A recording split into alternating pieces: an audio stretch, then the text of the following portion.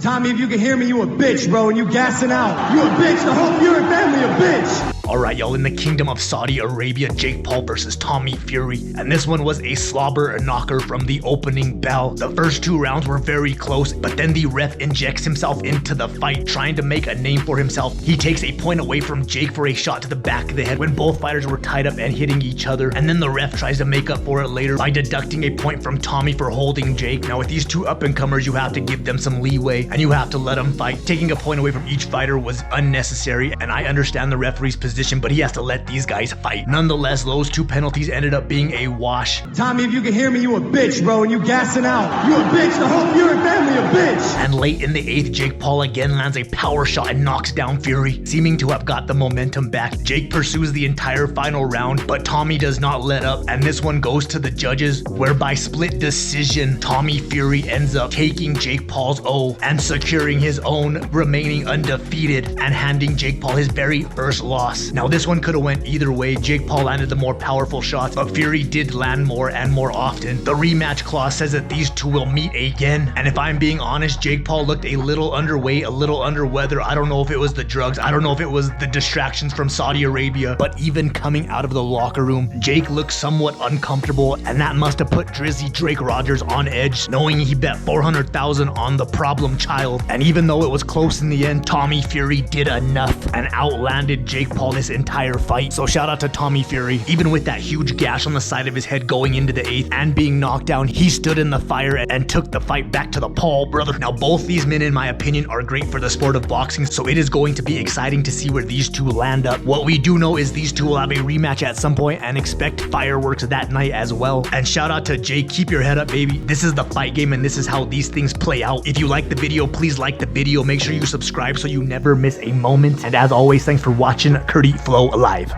Well, shit.